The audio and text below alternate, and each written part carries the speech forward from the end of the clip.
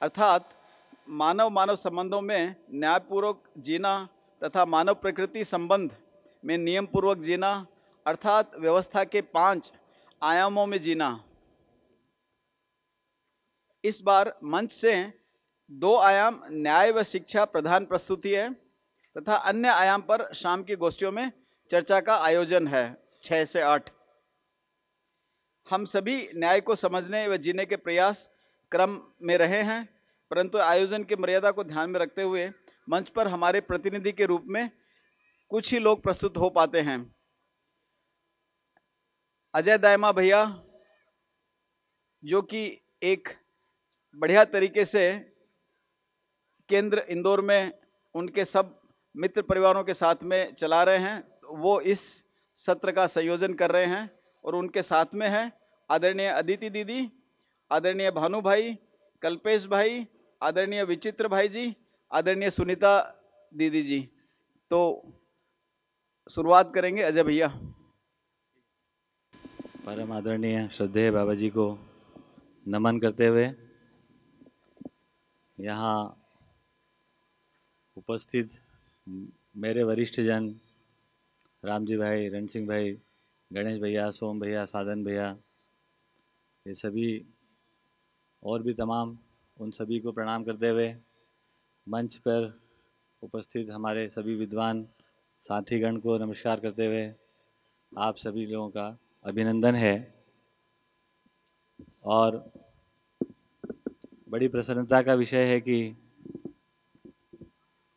ये जो कारवां अखंड समाज सार्वभौम व्यवस्था के लिए, ये जो कारवां मानवीयता का संरक्षण के लिए, ये जो कारवां न्यायपूर्वक जीने के लिए जो शुरू हुआ है, उसकी संख्या, उसमें शामिल होने वाले तीर्थयात्रियों की संख्या दिन पे दिन बढ़ती जा रही है। और मुझे ठीक से याद है कि जब इसका अध्ययन हमने शुरू किया तो 2 रिक्त स्थलियाँ प्रमुख रूप से पहचान में आई, मानवीय व्यवस्था को पहचानने के लिए या उसको वहाँ तक पहुँचने के लिए। उसमें एक पहली स्थली जो थी वो कक्षा 1 से लाकर 12वीं तक का एक शुद्ध बुद्ध विद्यालय, जिसका बहुत स्पष्ट खाका आदरणीय बाबा जी हम लोगों को दिए हैं। दूसरा जो रिक्त स्थली है वो है एक शुद्ध बुद्ध स्वरूप में एक व्यवस्था पूर्वक जीने का एक कुछ निश्चित परिवारों का समूह, जिसको हम लोग कह रहे हैं करीब करीब 100 परिवार मिलकर एक व्यवस्था का ताना बाना को हकीकत में अध्ययन पूर्वक, अभ्यास पूर्वक, अनुसरण पूर्वक, अनुकरण पूर्वक, अनुभव पूर्वक, अनुभवगामी विधि से, अनुभव मूलक विधि से उसको हम लोग पूरा कर पाएँ। ऐसी जो 2 रिक्त स्थलियाँ हैं, अभी यहाँ का जो जन समुदाय देख कर लग रहा है कि जल्दी हम लोग इसको पा जाएंगे और हम सब मिलकर इसको सफल कर पाएंगे। ऐसी सारी संभावना उदय होते हुए मैं बड़ा प्रसन्न हूँ। जहाँ तक आज का जो मुद्दा है कि समाधान के प्रकाश में जीने का स्वरूप, इसी का नाम न्याय है। जब समाधान पूर्वक जीने का स्वरूप निकल के आता है, वो न्यायपूर्वक जीना ही है। जब पहली बार ये बात सुनते हैं तो मुझे अच्छे से ध्यान है, अभी मैं यहाँ बैठा था, तो जब मैंने पहली बार इसको समझना शुरू किया तो मुझे अपने में ध्यान आया कि ये पूरी बात तो न्याय के इर्द गिर्द ही है। और मेरा अपने में कई सारे प्रश्न बने थे, उसको शायद मैं यहाँ से ओपनिंग सेशन में करूँ तो शायद ठीक रहेगा। न्याय को सुनकर ये लगा कि जो मैंने जन्म लिया है, ये जो शरीर लिया, तो इसमें जो भी कोई प्रयास हुआ माता की तरफ से, पिताजी की तरफ से, जो भी सेवा पाए, तो प्रश्न ये खड़ा हुआ कि क्या मैं उस सेवा के संदर्भ में न्याय कर पाया। साथीगण, मित्रगण, भाई बहन, इन सब ने जो भी सहयोग दिया, तो प्रश्न ये उस दिन बना था, क्या उनके साथ मैं न्यायपूर्वक जी पा रहा हूँ। परिवार, पूरा परिवार एक इतना संरक्षण, सुविधाएं, एक प्रकार का जो कुछ उनको उपलब्ध होता है बढ़िया से बढ़िया, वो सब हमको दिए, क्या हम भी न्यायपूर्वक जी पाए। इसी प्रकार से देखेंगे तो देश, पूरा समाज, पूरा राष्ट्र, अंतर्राष्ट्र, जो कुछ भी हमको उपलब्ध कराया, तो मेरा अपने से एक प्रश्न बना ही था कि क्या हम उसके साथ न्यायपूर्वक जी पा रहे हैं। या नहीं, या सिर्फ न्याय के याचक बनकर ही जी रहा हूँ। ठीक उसी क्रम में आगे देखें तो ये धरती में हमने सांस लिया है ना, हवा लिया, खाना लिया, इसमें रहे, तो क्या धरती के साथ भी मेरा जीना न्यायपूर्वक हुआ या नहीं हुआ? हर क्षण पर ये प्रश्न हमको हमारे से ही खड़ा होता दिखाई देता है। तो मैं कैसे इसके साथ न्यायपूर्वक जी लूँ, मेरा जीना कुछ ऐसा कैसे हो जाए जिससे मैं संतुष्ट हो जाऊं कि मैं ठीक से जी पाया। फिर ऐसे जीने का वैभव क्या है, ऐसे जीने का प्रमाण भी क्या है, ये सारी बातें आज हम लोग यहाँ चर्चा में करने वाले हैं। हमारे साथ यहाँ पर काफ़ी विद्वान टीम बैठी हुई है, ये जो सभी प्रबुद्ध जन हैं। तो हम लोग इस पूरे न्याय के मुद्दे को 5 भाग में करने वाले हैं। पहला भाग है जिसको हम लोग कह रहे हैं कि न्याय मानव सहज एक आवश्यकता है। एक मानव की नेचुरल एग्जिस्टेंशियल एक आवश्यकता है। ये किस प्रकार से आवश्यकता है, इस पर हम बात रखेंगे। इसको रखेंगे सुनीता दीदी, जो दिल्ली से हैं, आप लोग जानते ही हैं। फिर अभी तक जो भी न्याय के ढांचे खांचे किस प्रकार से प्रचलित रहे हैं, उससे हम लोग गुजरे हैं, देखे हैं, समझे हैं, और उनमें क्या अच्छाई रही, क्या कमियां रही, किस प्रकार से उसमें कुछ संघर्ष बना, इत्यादि सारी बातों को हम लोग बात करेंगे। भानु जी जो कि काफ़ी विद्वान हैं। न्याय फिर किस स्वरूप में है, उसके पक्ष कितने हैं, ये एक पक्षी है, बहुपक्षी है, उभय पक्षी है, इसका सही स्वरूप क्या है, इस मुद्दे पर जो हमारी अदिति दीदी हैं वो बात रखेंगी। फिर बात आती है कि मध्य दर्शन, जिसको हम लोग एक बात कर रहे हैं कि समाधान का स्रोत है, ऐसी समाधान पूर्वक दृष्टि के साथ ये न्यायपूर्वक जीने का क्या तरीका निकलता है, मध्य दर्शन में न्याय का क्या प्रपोजल है, किस प्रकार से न्याय को पहचाना गया है, उसके लिए क्या अर्हताएँ आवश्यक है, और उसका क्या स्वरूप बनता है एक परिवार अनेक परिवार के बीच में, उसको लेकर आ रहे हैं हमारे बीच में कल्पेश भाई पटेल, जो कि अहमदाबाद से हैं। और ऐसे न्यायपूर्ण परिवार, न्यायपूर्ण समाज में अभयता और प्रकृति के साथ सहअस्तित्व, पूरकता, विधि से जीने पर किस प्रकार से एक सामाजिक सामरस्यता का एक सुंदरतम वातावरण कैसे निर्माण होता है, और एक देश से अनेक देशों तक की यात्रा किस प्रकार से बनती है, इस पर रोशनी डालेंगे हमारे बड़े भाई विचित्र जी, गंगवार जी। तो मेरे ख्याल से चर्चा चालू की जाए। मैं बुलाता हूँ दीदी को, सुनीता दीदी।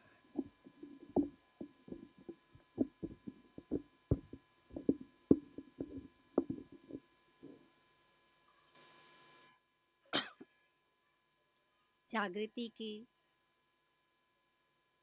प्रयास में अध्ययनशील हमारे साथी जो पूरे देश से काशी नगरी में आए हैं, उन सबको मेरा प्रणाम।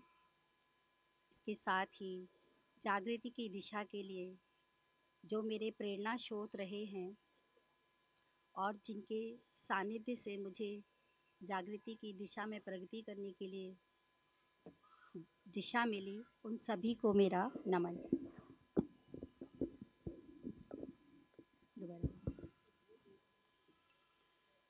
आज का जो विषय है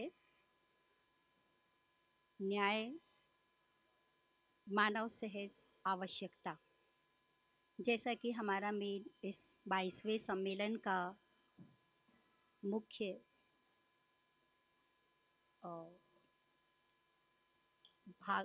जिस बात पे चर्चा रखी गई है, ज्ञान के समाधान के प्रकाश में जीने का स्वरूप। तो न्याय एक उसी अर्थ में व्यवहार के, मानव के व्यवहार में जिसकी सबसे ज़्यादा आवश्यकता महसूस की जाती है। तो न्याय यदि आवश्यकता के रूप में पहचानते हैं मानव की, तो न्याय मानव के लिए आवश्यक भी है और महत्वपूर्ण भी है। यदि मानव के इतिहास को देखें तो भले ही मानव का इतिहास बहुत से युद्ध की विभीषिकाओं से भरा हुआ हो, परंतु जब कभी भी इस धरती पे कोई शासक, कोई राजा कोई संत, कोई नेता न्यायप्रिय हुआ होगा या न्यायप्रिय रहा होगा, तो उन सभी के जिन्होंने अपने डिसाइपल की सुरक्षा का ध्यान रखा, उनके लिए व्यवस्था का प्रारूप बनाया, न्यायप्रियता को मुख्य मुद्दा बनाया, वो जनमानस के जेहन में चर्चा के केंद्र में रहे हैं। यदि न्याय की शाब्दिक अर्थ देखें तो उसका अर्थ है रूल अर्थात नियम। नियम को देखें तो परस्परता में जो मानव के बीच में स्थिति बनती है, वह हमें जो स्वीकार होती है वही नियम है। और दूसरे शब्दों में कहें तो संबंधों में परस्परता और पूरकता का निर्वाह ही न्याय है। यदि मानव की परस्परता, मानव के जीने के आयामों को देखें तो पूरकता का स्वरूप हमें दो भाग में दिखाई पड़ता है। एक मानव के जीवन में और मानव के साथ शेष प्रकृति का संबंध में। मानव के संबंध को यदि ठीक से देखें तो हम देख पाते हैं कि न्याय हम सभी को स्वीकार होता है। जैसे यदि अभिभावक है, अभिभावक अपने संतान के प्रति दायित्वों और जिम्मेदारी को स्वीकारे रहते हैं और उसके संबंधों का निर्वाह भी करते रहते हैं। और संबंधों के निर्वाह में मुख्य रूप से भावों की प्रधानता को देखा जा सकता है। भले ही इस बात की जनमानस में बहुत क्लैरिटी ना हो मूल्यों के प्रति, परंतु निर्वाह होते समय भाव रहता है, ऐसा अक्सर हम इस बारे में चर्चा करते हुए देखे जाते हैं।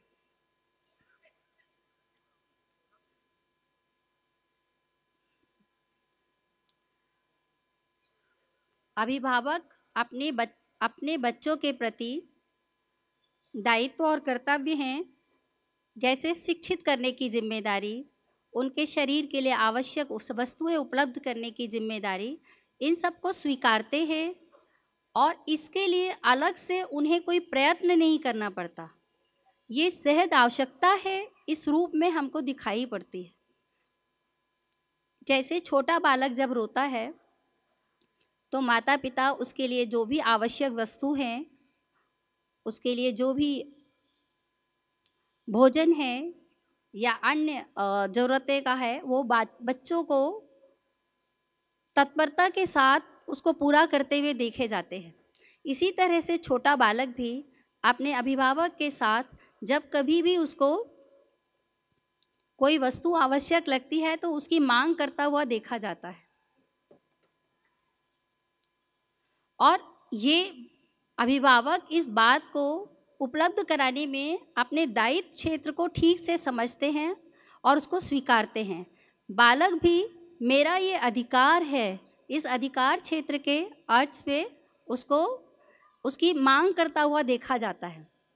यदि कभी आप देखें, यदि हमको किसी को वस्तु बांटनी हो, हमारे पास बहुत सारे बच्चे हों और उनको एक एक वस्तु दे दी जाए तो वो संतुष्ट होते हैं।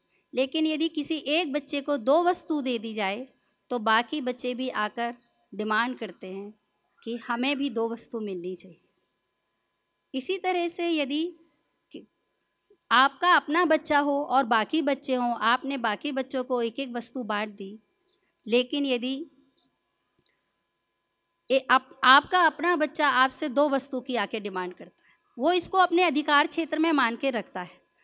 हो सकता है कुछ अधिकार क्षेत्र जो है वो मान्यतागत स्थितियों के कारण बन जाते हैं, परंतु यदि मुख्य रूप में देखें तो न्याय एक आवश्यकता है और सहज आवश्यकता है, इसको हर मानव पहचाने रहता है। इसी तरह से यदि जैसे जैसे युवा बड़े होते हैं, वो अपने साथियों से संबंध की निर्वाह की आवश्यकता को मानते हैं, समझते हैं और साथ ही अपने जो साथी हैं उनसे संबंधों की और उनकी अपेक्षा संबंधों के प्रति बनती ही है। वो स्वयं योग्य होने पर कुछ वस्तुओं को अपने साथियों को अर्पण करते हुए देखे जाते हैं। इसी तरह से यदि उनके साथी के प्रति उनकी अपेक्षा रहती है कि उनके प्रति उनका समर्पण हो, और यदि हम इसको और आगे देखें तो इसमें भी हो सकता है कि कुछ मान्यतागत प्रभाव बस, कुछ हमारे रहने सहने के जीने के तरीक़ों के बस हम उनको अच्छा या बुरा मान लेते हैं और उस श्रेणी में रखते हुए उस न्याय की अपेक्षा या उसकी तरफ व्यवहार करते हुए देखे जाते हैं। इसको देखें इसी तरह से आगे बुज़ुर्ग के रूप में, तो बुज़ुर्ग भी जब उनका शरीर अक्षम होने लगता है तो वो ये मानते हैं कि उनके लिए जो व्यवस्था है, वस्तु है, वो उपलब्ध कराई जाए। यदि कहीं बहुत सारे लोग खड़े हों और बुज़ुर्ग हों तो वो आशा करता ही है कि उसको पहले रास्ता दे दिया जाए, उसकी जो शरीर के लिए आवश्यक वस्तु और सेवा है वो उपलब्ध कराई जाए, और ऐसी अपेक्षा वो अपने परिवार के सदस्यों और बाकी जो उनके संपर्क में लोग हैं उनसे वो ऐसा करते दिखाई देते हैं।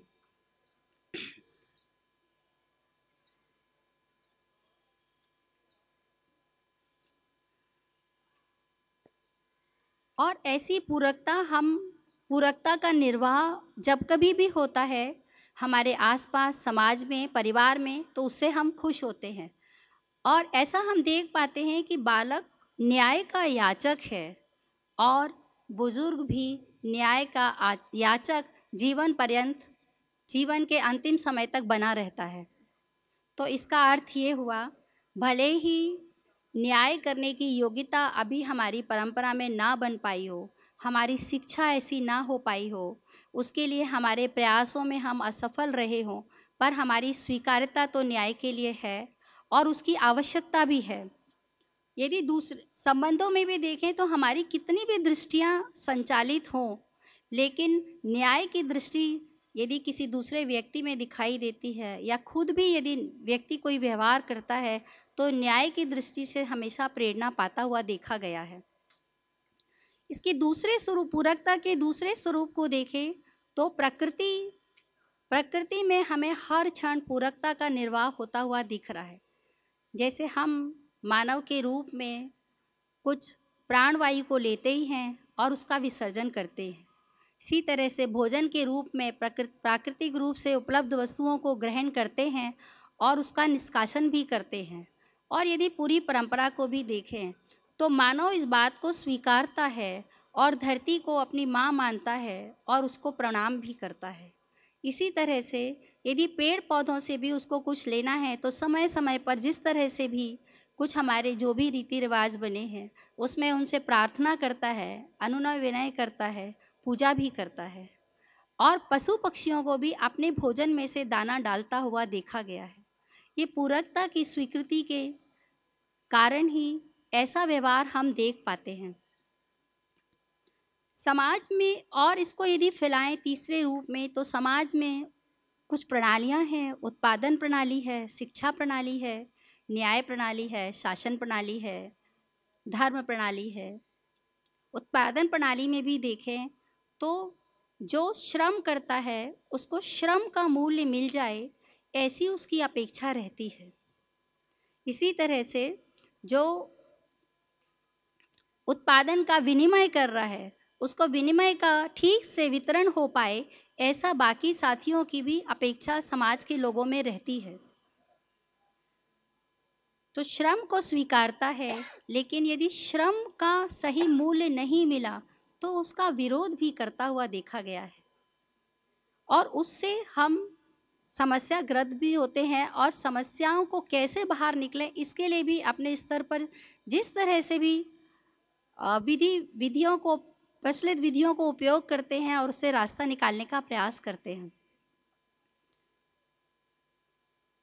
शिक्षा प्रणाली में भी देखें तो प्रोफेसर हैं या साइंटिस्ट हैं या विचारक हैं, वो शिक्षा को उपलब्ध कराने के लिए उसके लिए काम करते हुए देखे गए हैं और जो शिक्षक है, प्रोफेसर है, वो शिक्षा कम्युनिकेट हो जाए सभी में, इसके लिए प्रयासरत रहते हैं।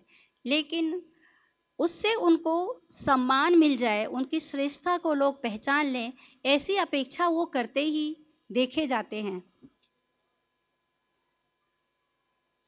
यदि उत्पादन में संस्थाएं या जो जमीन रखे हुए हैं वो ज़्यादा अधिकार अपने में ले ज़्यादा अधिकार रख ले, या जो लॉजिस्टिक का मैनेज कर रहा है वो अपना श्रम का मूल्य ज़्यादा ले, ऐसा हम अपने आसपास समाज में देख पा रहे हैं, और उसी के कारण हम लोग पीड़ित भी हैं।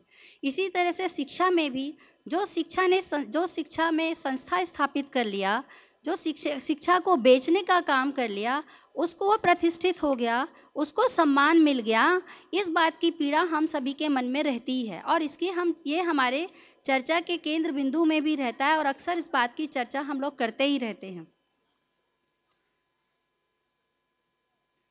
तो मुख्य रूप से पूरकता के निर्वाह को हम चाहते हैं। पूरकता और परस्परता, इन सबको हम देख पाते हैं, और ये न्याय सुलभ हो, इसकी हमको अपेक्षा बनी रहती है। समाज में अभयता हो, प्रकृति में संतुलन हो, प्रकृति से हमारी पूरकता का निर्वाह होता रहे, इस बात की हमको अपेक्षा बनी रहती है। उत्पादन के लिए सभी को अवसर हो, शिक्षा के लिए सभी को अवसर उपलब्ध हो, सभी को एक जैसा मिल जाए, और जिसने जो श्रम किया है उसको सम्मान मिल जाए, उसकी श्रेष्ठता स्थापित हो जाए, ऐसी हम सब की अपेक्षा बनी ही रहती है।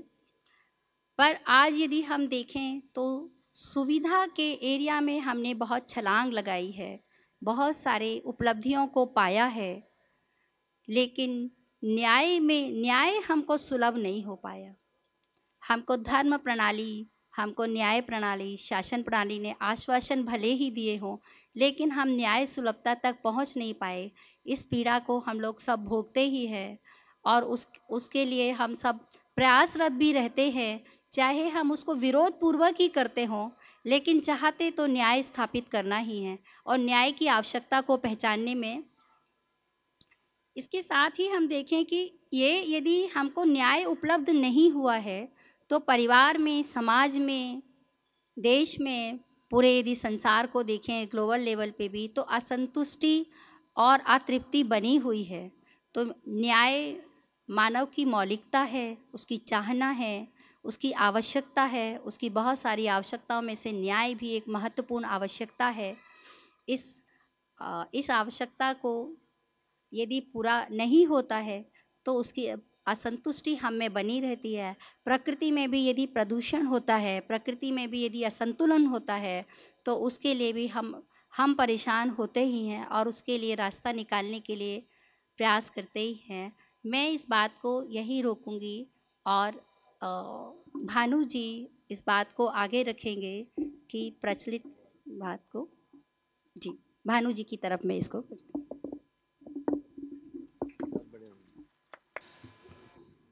सभा में उपस्थित सभी को यथायोग्य अभिवादन। मैं न्याय की आवश्यकता पे जो बात हुई उसको 2 लाइनों में समराइज करके, न्याय की जो प्रचलित स्वरूप है उस पर 5-7 मिनट में अपनी बात पूरी करने का प्रयास करूंगा। अब हम अपने आसपास अगर देखें तो पेड़ का आचरण भी निश्चित दिखाई देता है, पशुओं का भी आचरण निश्चित दिखाई देता है, पदार्थ अवस्था को भी देखें तो आचरण निश्चित दिखाई देता है।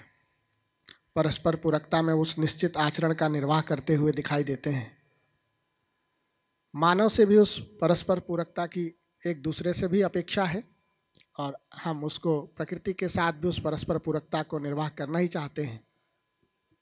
तो उस निश्चित आचरण का जो निर्वाह हम कर पाए मानव से, मानव के साथ से, इस प्रकृति के साथ, इसकी एक चाहना बनी ही रहती है। जब हम उसको पूरा कर पाते हैं तो खुद में भी सुख महसूस करते हैं, और दूसरे के भी सुख का स्रोत बन पाते हैं। ये जो दोनों सुखी हो पाते हैं उसको न्याय के रूप में हम दोनों पहचान पाते हैं। और जब भी उस परस्पर पूरकता का निर्वाह करने में हमसे चूक होती है, हम खुद में दुख महसूस करते हैं, दूसरे के भी दुख का कारण बन जाते हैं। जब भी इस परस्पर पूरकता को हम निर्वाह करने जाते हैं तो निर्वाह करते समय हमारी दृष्टि में वास्तविकताएं कितनी स्पष्ट हैं, उसके आधार पर हम निर्वाह करने में सफल हो पाते हैं। तो जैसे अगर पिछले सत्र में जो बात हो रही थी उसमें एक बात ध्यान में आई कि अगर हम अपने आसपास देखें तो जड़ है, मतलब 3 तरह की वास्तविकताओं पे ध्यान दिलाया गया था, जड़, चैतन्य और व्यापक शून्य। तो अगर जड़ पे ही ध्यान है तो न्याय का निर्वाह करते समय एक तरह की दृष्टि होगी, जड़, चैतन्य और व्यापक तीनों पर ध्यान है तो न्याय का निर्वाह करते समय एक तरह का स्वरूप होगा। तो कितना ध्यान है उसके आधार पर अलग अलग तरह के स्वरूप दिखाई देते हैं। उसमें भी मुझे 2 भाग दिखाई देते हैं कि बाहर न्याय का निर्वाह होते समय कैसा स्वरूप है, एक तो वो भाग है, प्लस मैं खुद में उसको कैसा निर्वाह कर रहा हूँ, अपनी समीक्षा भी मुझे लगता है वो भी एक महत्वपूर्ण भाग है। तो एक भाग तो ये दिखाई देता है कि अगर सिर्फ जड़ पे ही ध्यान है, पदार्थ अवस्था पे, जड़ पे ही ध्यान है या जड़ से मिलने वाली संवेदना पे ही ध्यान है, तो न्याय के निर्वाह होते समय जो स्वरूप बनता है वो थोड़ा अलग तरह का दिखता है कि जड़ वस्तुओं का बंटवारा बराबर बराबर हो जाए तो न्याय हो गया, या जड़ वस्तुओं से जो संवेदना हम भोग रहे हैं वो संवेदना पूरे परिवार को भोगने का अवसर मिल जाए तो न्याय हो गया।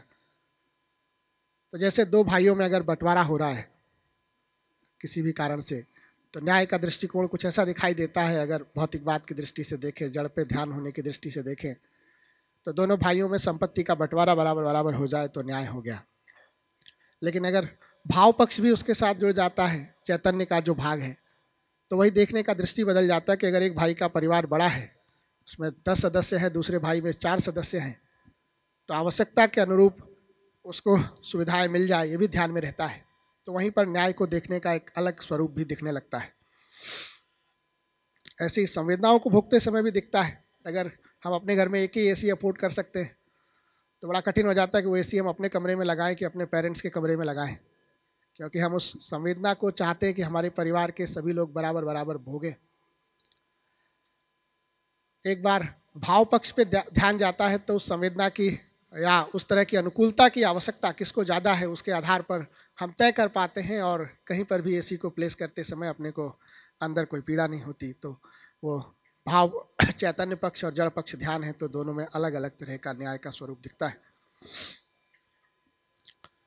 दूसरा भाग ये दिखाई देता है कि जो एक दूसरे से न्याय की अपेक्षा है, जब वो पूरा नहीं होता तो पूरा हो जाए उसके लिए हम कैसा सोचते हैं। तो एक तो तरीका है कि उस न्याय को पूरा करने में दूसरा सक्षम नहीं हो पा रहा है, गलतियां कर रहा है, तो उसको गलती करता हुआ हम देखते हैं तो कुछ दंड का विधान बना के रखे हैं।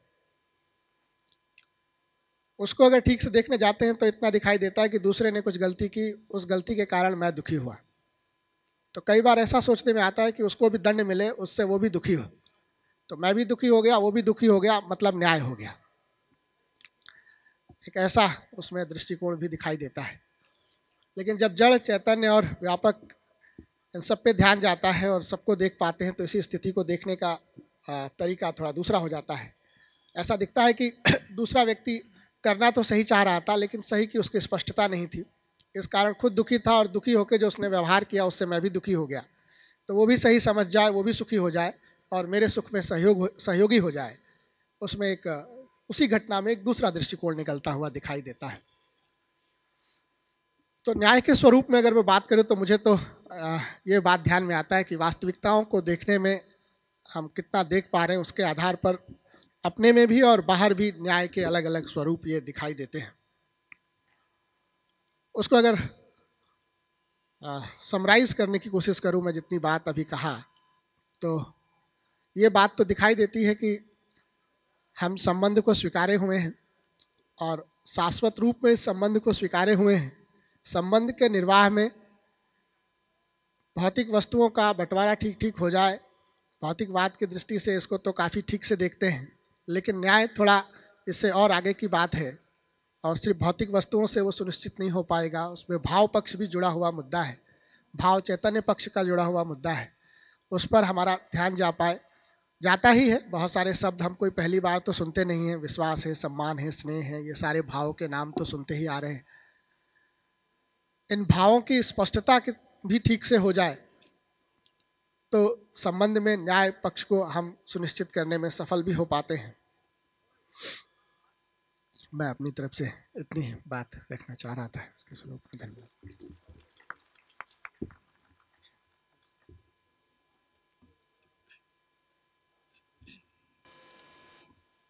श्रद्धेय बाबा जी को कृतज्ञता अर्पित करती हूँ और सभी को यथा योग्य अभिवादन। अभी हमने 2 मुद्दों पे बात की अभी तक, तो देखते हैं कि न्याय का जो स्वरूप है, तो हम सभी न्याय का याचक बन के ही रह गए हैं क्या, ये सोचने का मुद्दा है। बच्चों को देखते हैं तो समान बंटवारे के रूप में हम वो न्याय को देखते हैं। बड़े होने के बाद भी हम कहीं ना कहीं इसी को देखकर आगे चलने की कोशिश करते हैं। तो जब न्याय को अब देखते हैं, तो ये प्रस्ताव को जब सुनते हैं तो पहली बार ध्यान जाता है कि न्याय संबंधों की बात है, परिवार की बात है, एक दूसरे के साथ होने वाली परस्परता की बात है। और इसमें सबसे बड़ा महत्वपूर्ण बिंदु ये है कि हम व्यवस्था के साथ कैसे जी पाए, एक दूसरे के साथ कैसे परस्पर पूरक हो पाए। तो ये पूरकता ही न्याय का स्वरूप है। तो इसलिए मतलब महत्वपूर्ण बात यह है कि हम व्यवस्था को, इस पूरे अस्तित्व को समझ पाए। समझकर ही न्याय होता है, और समझने के लिए ये पूरा अस्तित्व, ये व्यवस्था समझना भी ज़रूरी है। तो व्यवस्था के अर्थ में जब हम संबंधों को स्वीकारते हैं, तो हर संबंध एक कड़ी के रूप में दिखाई देता है और हर व्यक्ति एक कड़ी के रूप में दिखाई देता है। तो मेरा उस कड़ी से जुड़ना, मेरा हर व्यक्ति के साथ जुड़ना भी इसी अर्थ में है। फिर एक व्यक्ति को खुश करने की बात नहीं है, सभी के साथ व्यवस्थापूर्वक जीना ही न्याय है। तो एक के साथ हम ठीक जी पाए तो न्याय हो गया, ये भी नहीं है। दूसरों के साथ नहीं जी पा रहे हैं, ऐसे भी नहीं है। तो हर व्यक्ति के साथ, हर परस्परता के साथ पूरकता को निभा पाना, यही न्याय है। तो न्याय का जो स्वरूप है वो उभय पक्षी है। न्याय अकेले में होने वाली बात नहीं है। तो जैसे आता है कि अकेले में मानव का कोई कार्यक्रम नहीं है, तो ये जो पूरा कार्यक्रम है ये सभी का साथ साथ है, एक साथ है। साथ मिलकर के हम एक लक्ष्य को स्वीकार पाए, उस अर्थ में चल पाए। अभी तो मैं स्वयं के लिए इतना ही देख पाती हूँ कि कम से कम हम एक लक्ष्य की ओर चलने के लिए अग्रसर हो, और ये जो हो रहा है इसलिए हम सहायक हो पाए, इसी के रूप में अभी न्याय को देख पाती हूँ। पर वो न्याय का पूरा स्वरूप नहीं है। न्याय का स्वरूप तो समझदारी के बाद ही है।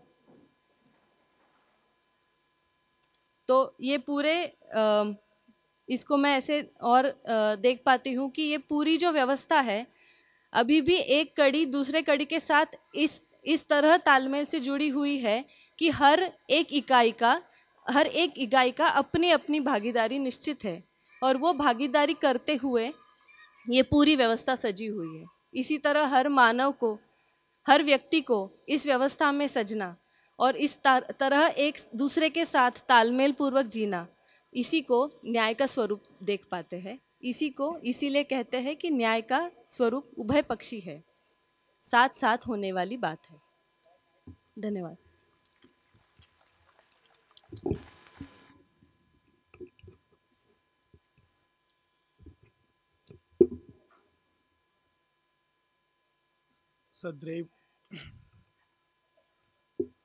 सदैव बाबा जी को नमस्कार करते हुए आप सभी को मेरा प्रणाम।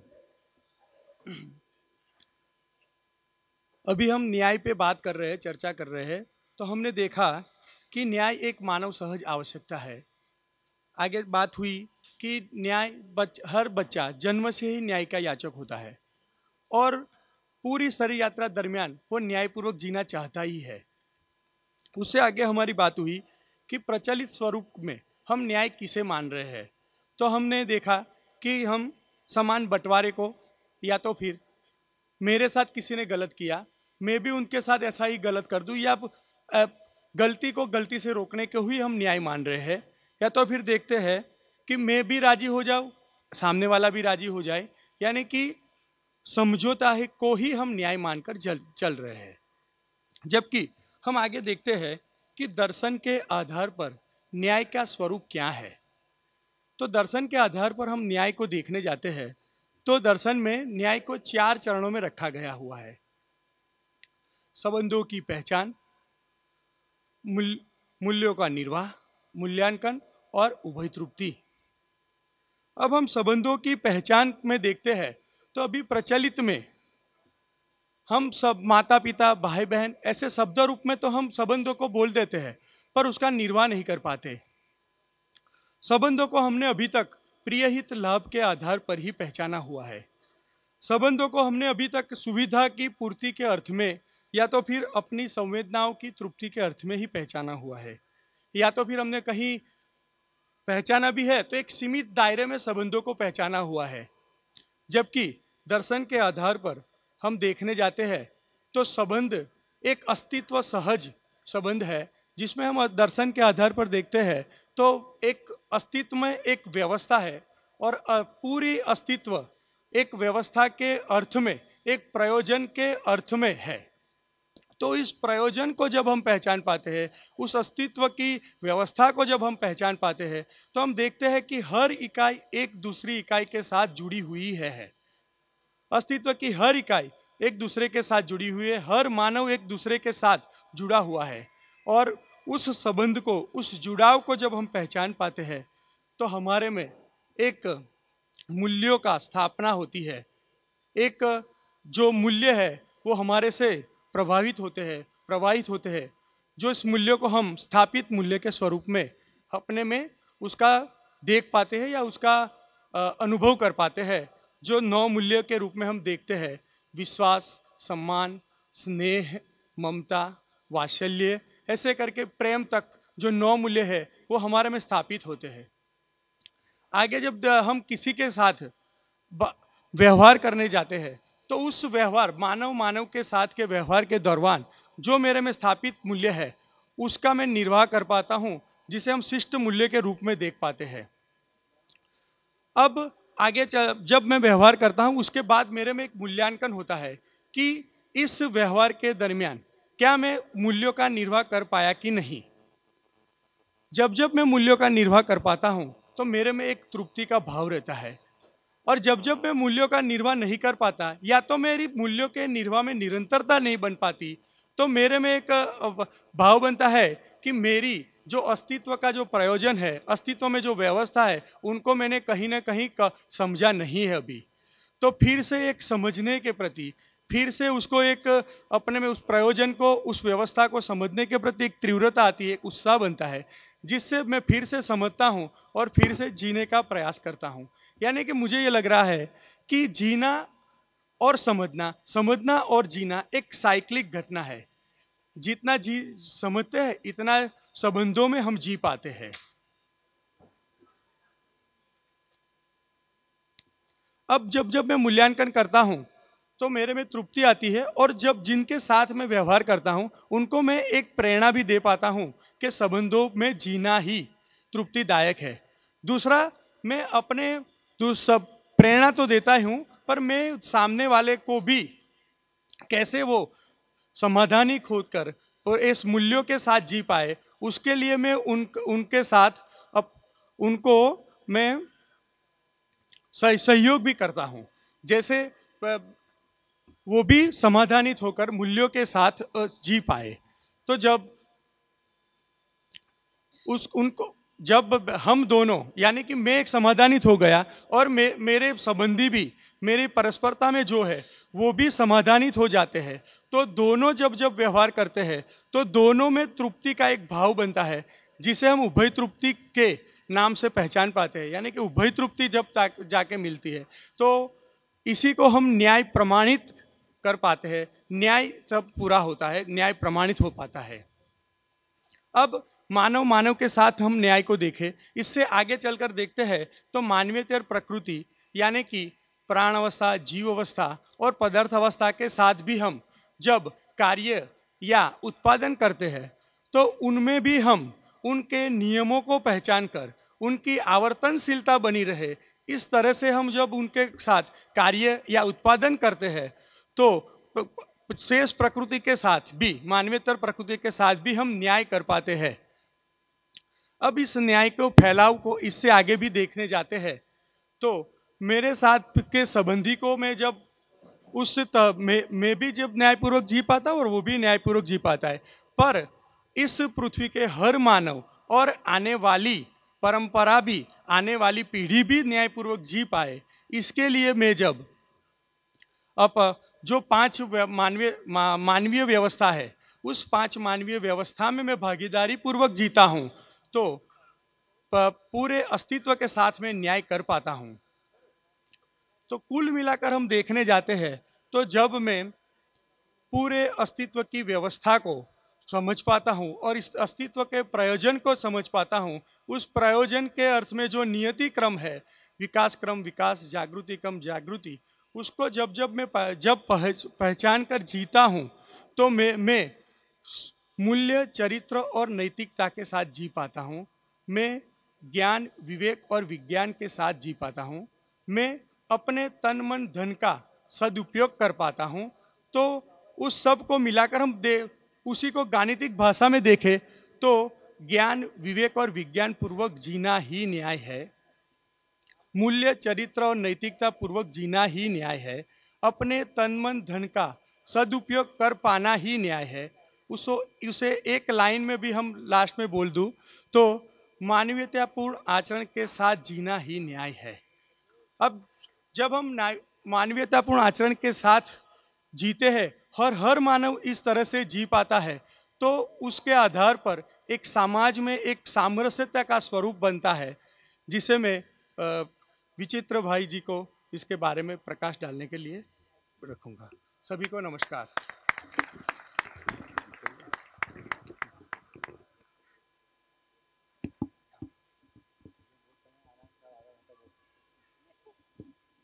खूब भैया समय मिल गया।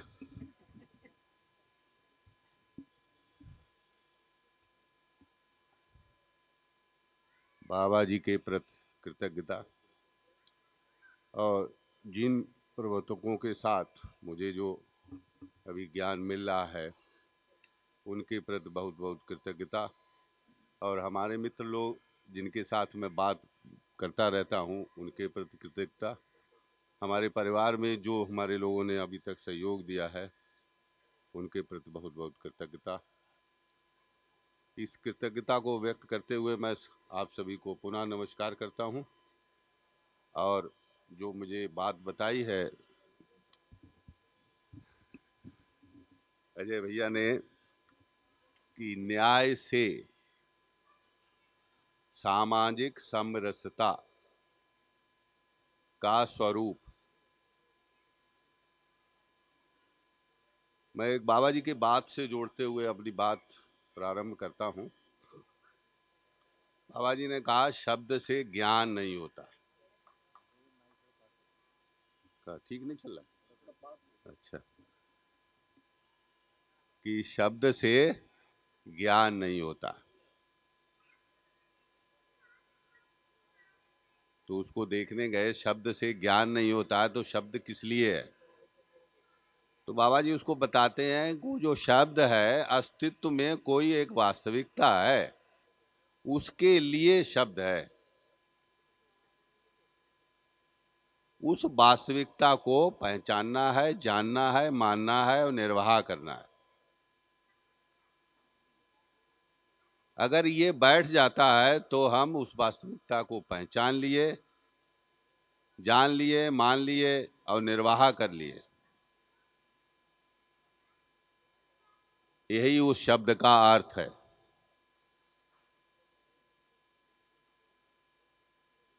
तो मुद्दा है न्याय का। तो अभी हमारे सारे विद्वान जन ने सब बातें बता चुके हैं। एक बात मुझे लग रहा है कि छूट गई है उसको मैं कोशिश करूंगा जोड़ने की, कि भाई संबंध की पहचान मतलब क्या है, क्या वास्तविकता है संबंध?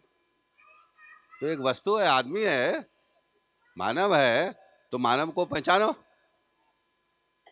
जानो उसको। तो मानव को जानने के लिए हम बाबा जी के शब्द को फिर देखते हैं कि उस वास्तविकता को जानो। जो सहअस्तित्व में है। कहाँ है? सहअस्तित्व में। सहअस्तित्व का मतलब हमारे साथ ही है, आप सब लोग बैठे हुए हैं हमारे साथ, ठीक है। इस सहअस्तित्व में देखते हैं तो हर मानव में समझने की व्यवस्था दिखाई देती है, जिसको बाबा जी ने कहा है हर इकाई में स्वयं में व्यवस्था है। तो मैं स्वयं हूं कोई मानव, तो मेरे अंदर क्या व्यवस्था है इसकी? तो घूम फिर के देखा मैंने अपने में कि एक ही चीज दिखाई देती है कि मेरे अंदर समझने की व्यवस्था है, वो भी जीवन में है, शरीर में नहीं दिखाई दी है। तो ये मुझे लग रहा है कि सारे लोग धरती के हैं, इसमें समझने की व्यवस्था तो जीवन में सब में है। इस बात को हमने बाबा जी से भी एक बार पूछा, हमने कि बाबा जी पहले लोग ये कहते हैं कुछ लोग समझेंगे, आप तो कहते हैं सब समझ जाएंगे। बोले यही तो बात है कि सब मानव समझ सकते हैं। तो ये जो सब मानव समझ सकते हैं, इस पे मैं विश्वास करूं कि नहीं करूं?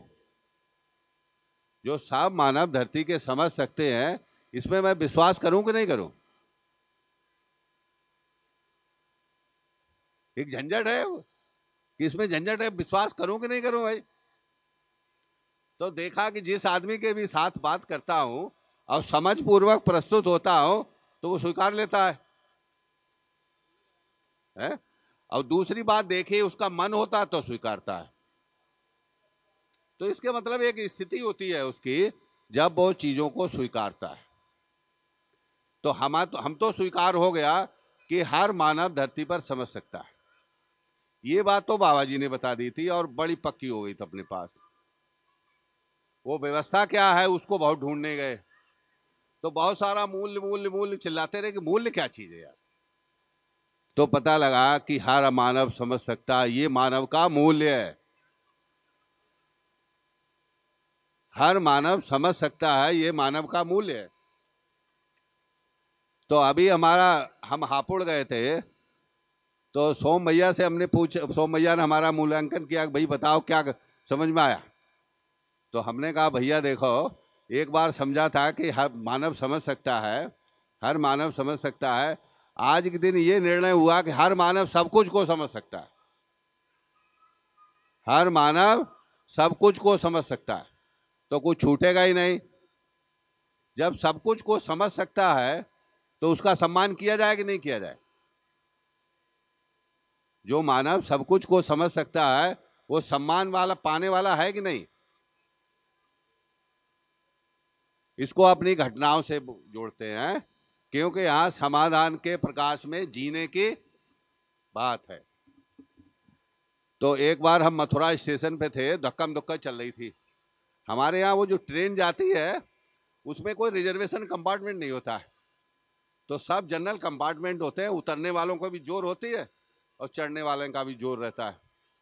तो धक्का मुक्का चल रही थी, तो हमारे अंदर ध्यान गया एक बार कि यार आदमी तो समझ सकता है, ये सब समझ सकते हैं।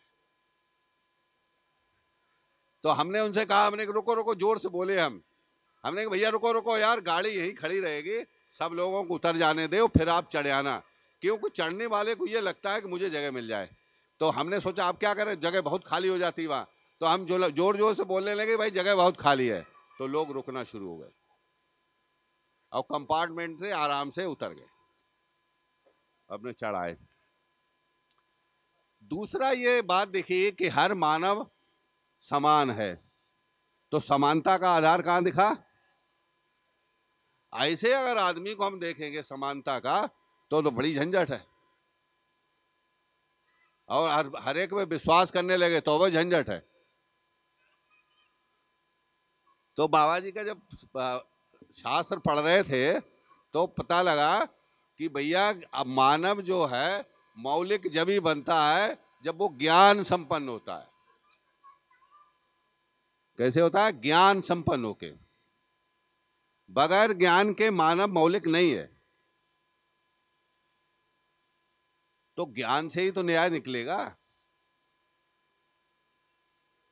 बगैर मानव के समझ के हम न्याय कैसे कर पाएंगे? पहला मूल समाज दो चीजों का पक्का हो जाए। मैं अपने में रोज जांचता रहता हूं कि हर मानव समझ सकता है, हर मानव सब कुछ को समझ सकता है, ये मेरे अंदर विश्वास रहे। इस विश्वास के साथ मैं अगर जीता हूं तो संबंध चलेगा।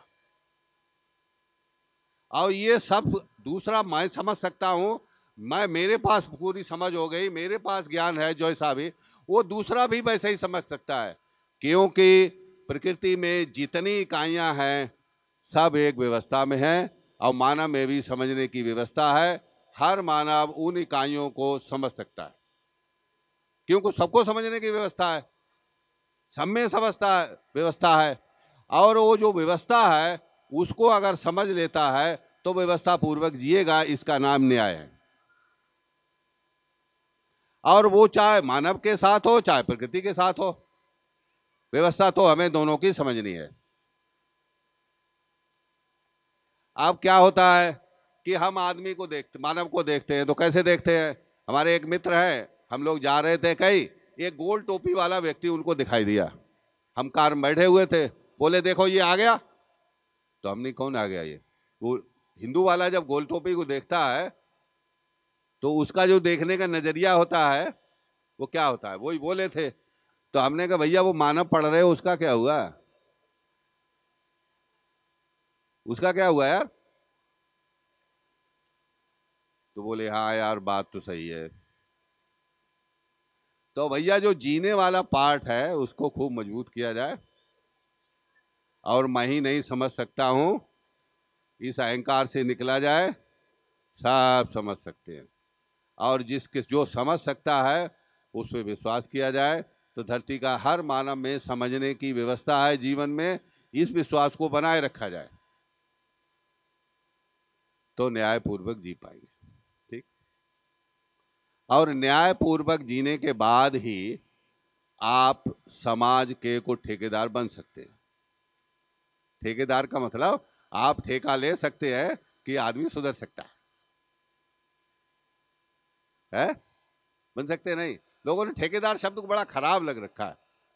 हम कहेगा ठेकेदार का मतलब जिम्मेदारी। यार जिम्मेदारी ले कि नहीं? ठेकेदार जब ठेका मिल जाए जिम्मेदारी होती कि नहीं होती है? तो जिम्मेदारी पूर्वक बुझ जिया जाए। ठीक, बढ़िया बात। अब एक दृष्टांत और सुनाता हूं मैं कि संबंध में आदमी हिलता कैसे है। बड़ी जबरदस्त तरीके से हिलता है। हमारे एक भैया पड़ोसी है, वो गए किसी के उद्घाटन में, तो बनिया ग्रुप था, पैसे वाले है। तो क्या हुआ कि उनको काजू की, एक आदमी को तो काजू की बर्फी खिलाई जा रही थी और उनके सामने आ गया लड्डू। वो झंझट हो गया। तो मानव में जब तक आप समानता का व्यवहार नहीं करेंगे, समानता का मतलब जैसा मैं हूं वैसा ही वही है। अब जैसे बाबा जी के एक बार पढ़ रहे थे, बहुत सारा कभी कभी पढ़ते रहते, मन कभी कभी करता है, हर समय नहीं करता पढ़ने का। तो नर नारी में समानता की बात आई। तो बाबा जी कुछ किसी के साथ चल रहा है कि अच्छा बताओ नर नारी में समानता का आधार क्या है। तो हमने सोचा कि नर नारी में समानता का आधार, तो बाबा जी भी बोले, ध्यान मेरा अपने अंदर चलता ही रहता कुछ न कुछ। तो समानता का आधार शरीरगत तो कोई समानता का आधार मिलने उलने वाला है नहीं, वो तो अलग अलग दिखेगा। तो पता बाबा जी बोले समानता का आधार तो जीवन है। वो जो जीवन में समानता का आधार, सुनने से तो हमारी तो पकी नहीं, आपकी पक गई हो तो ठीक बात। अरे भाई जीवन क्या करेगा फिर? तो जीवन फिर घूम के आता है कि जीवन उस समानता को समझेगा। क्या समझेगा? कि इसमें समझने की ताकत है, इसमें समझने की व्यवस्था है, और जो व्यवस्था होती है वही उसकी ताकत होती है, जिसको क्षमता कहते हैं हम लोग। उसके साथ हमने देखा। एक दो बात और कर ली जाए, टाइम तो है ही, टाइम तो हो गया, हो गया झंझट। चलो भैया दो चार बातें करके बंद कर देते हैं। अब बात हो ही नहीं। भैया वो सामरस्यता समाज छोड़ देते हैं, सामरस्यता की बात कर लेते हैं। सामरस्यता मतलब हम समान हैं, वो वहीं से निकल के आएगा न्याय से। सबको समान रूप से देखे, सबको समान रूप से दिखे, सबको समान रूप से वस्तुएं उपलब्ध हों, भौतिक और सबको समान रूप से ज्ञान भी उपलब्ध हो। तो बाबा जी की सामरसता जब शब्द दिया इन्होंने मोबाइल पे आया तो हमने खोज शुरू कर दी कि सामरसता कहाँ से आए भाई। तो हमने एक हिंदी का ऑफिसर था, मैंने उससे पूछा सामरसता क्या होता है। बोले सबको समान रूप से व्यवहार, वही उसी का नाम न्याय है। तो सामरसता में बाबा जी का पढ़ा है अर्थ संगत, व्यवहार संगत, व्यवस्था संगत। अब तो आप लोग विद्वान हैं ही, खूब पढ़ रहे हैं, ज्ञान प्राप्त कर रहे हैं, तो तर्क संगत, अर्थ संगत और व्यवहार संगत बात को ठीक चलाएंगे। इसके बाद भैया आदेश मानना पड़ेगा, अभी तो आदेश में जी रहे हैं, चेयरमैन साहब हैं हमारे। इन्हीं शब्दों के साथ आप लोगों ने हमारी कुछ ऐसी भाषा जो ठीक नहीं थी सुना, उसके लिए खूब खूब धन्यवाद। नमस्कार, प्रणाम। बहुत ही बढ़िया प्रस्तुति पांचों की तरफ से। मैं तो पहले ही कहा सभी विद्वान हैं।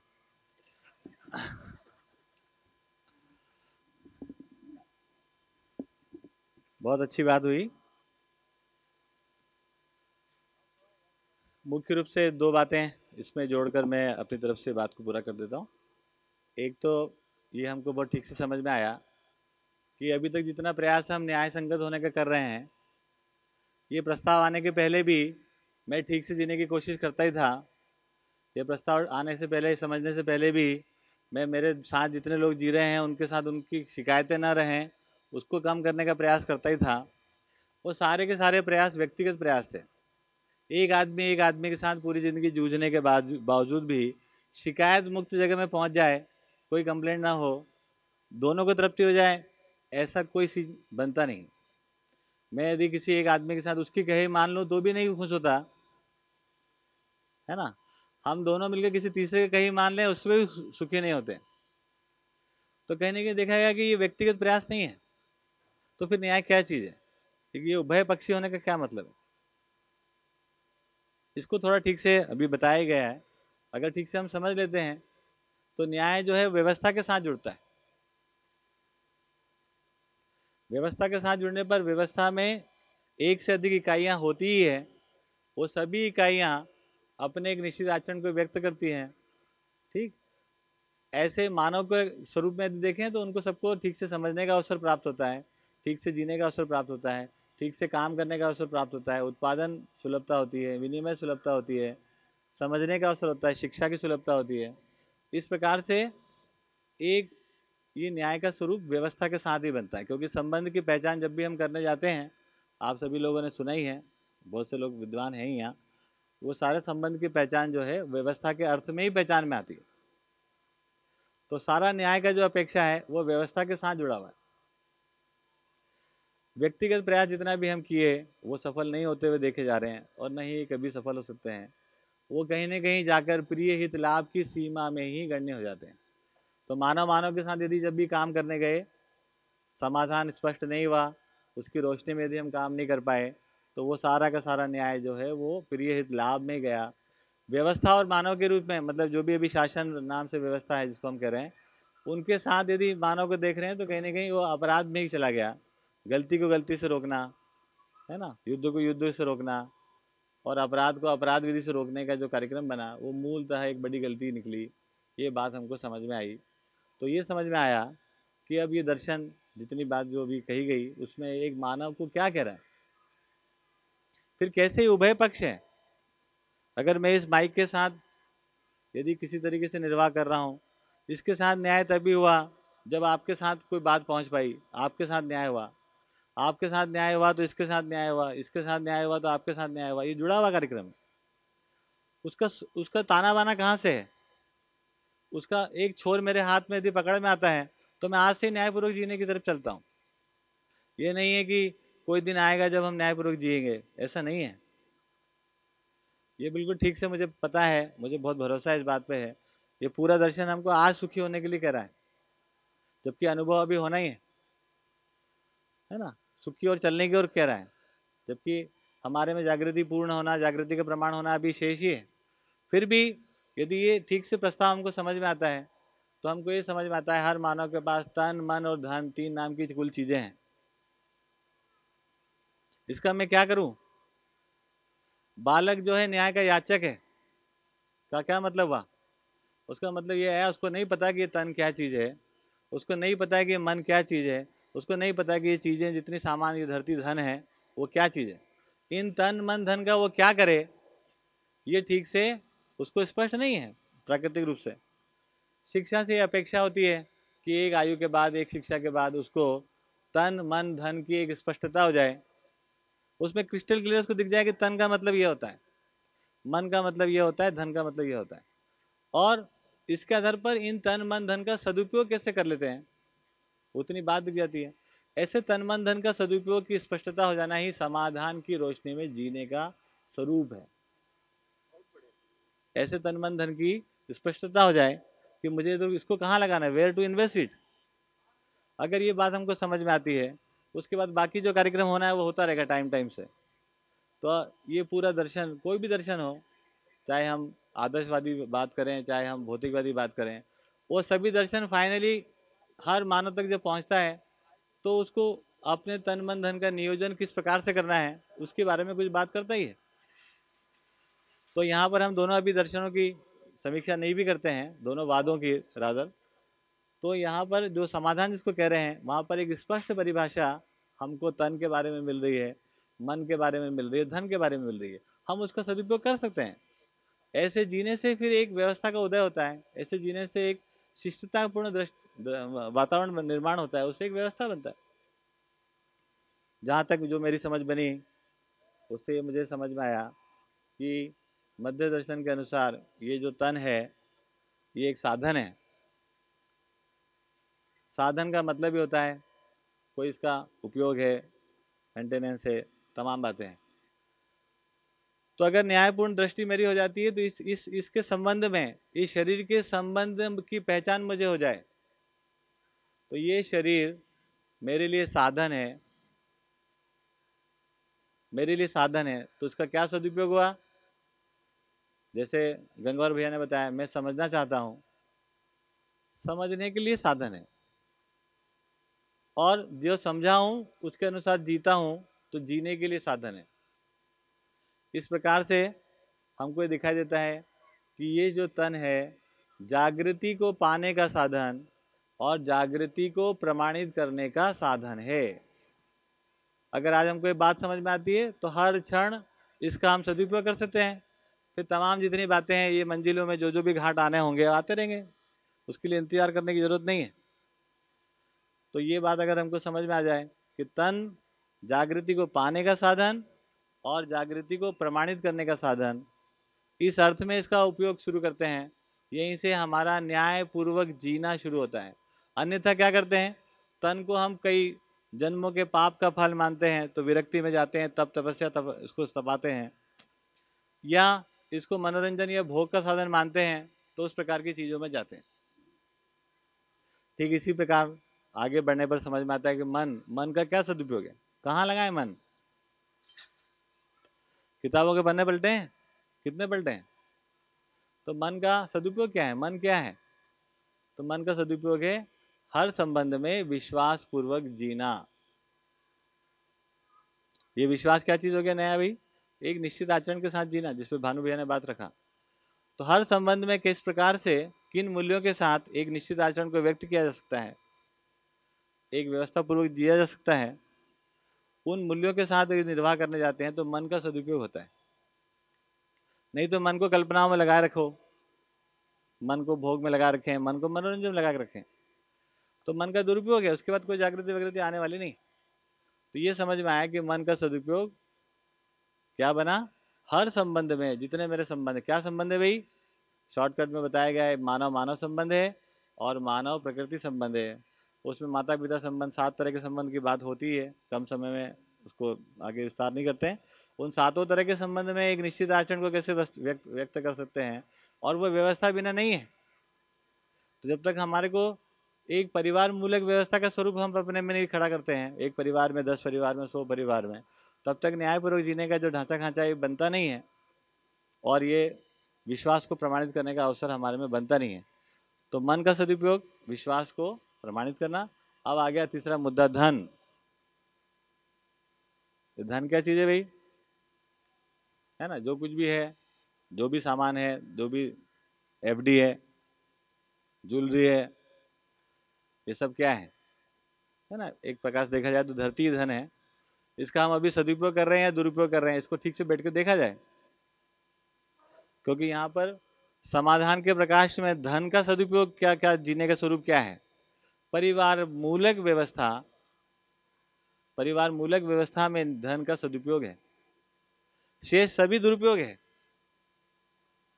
तो कैसे 10 परिवार, 100 परिवार, एक गांव, अनेक गांव, है ना, एक शिक्षा का कार्यक्रम, ये सब जो भी एक व्यवस्था के तहत जो कुछ भी हम धन का सदुपयोग करते हैं वही न्यायपूर्वक जीना है। बाकी जो हमारे भय हैं, डर हैं, है ना, लालच हैं, उसके लिए जितना भी धन को हम लगा के रखें वो एक प्रकार से दुरुपयोग है। तो अभी से हम इसको कर सकते हैं, तन मन धन का सदुपयोग समझ में आता है। उसके लिए जरूरी है थोड़ा बहुत समझना व्यवस्था क्या है, थोड़ा बहुत समझना समाधान क्या है, थोड़ा बहुत समझना समृद्धि क्या है। वो थोड़ा थोड़ा समझ के भी अपना काम चल सकता है। क्योंकि मैं सबसे कम समझदार आदमी हूँ, इसीलिए कह रहा हूँ कि कम समझने से काम चलता है, ज़्यादा समझने से कई बार अटक जाता है। तो इस प्रकार से तन मन धन का सदुपयोग व्यवस्था पूर्वक जीते हुए, उसकी अपेक्षा में, उसके प्रयास में, उसके अभ्यास में, इन सभी जगह पर हमारा डिग्री अलग अलग हो सकता है। अनुभव मूलक विधि से जो बात कही गई उसका डिग्री अलग है, अनुभवगामी विधि से भी हम जो काम करें हमारा अपना डिग्री अलग है। तो जबकि दोनों का जो है व्यवस्था में जीना एक प्रकार से हो सकता है, उसी के लिए शिक्षा की आवश्यकता है, उसी के लिए एक व्यवस्था की आवश्यकता है। इस पर काफ़ी बात को ठीक से किया जा सकता है और अच्छे से काम को किया जा सकता है, ऐसी संभावना है। और मुझे लगता है समय पूरा हो गया और पता नहीं आपके साथ न्याय हुआ या नहीं हुआ, वो आप देखिएगा। हम लोगों ने अपनी बात यहाँ पर रखा और आप सब लोगों ने बड़े ध्यान से सुना, और इतना बढ़िया आयोजन इतनी शांति के साथ इतने अच्छे परिसर में हुआ, उसके लिए सांगल परिवार एवं समस्त BHU के परिवार का बहुत बहुत आभार मैं व्यक्त करता हूँ। धन्यवाद, नमस्कार। और आप सभी आमंत्रित हैं, जिसका मन हो इंदौर में आके भ्रमण करके जा सकता है। धन्यवाद।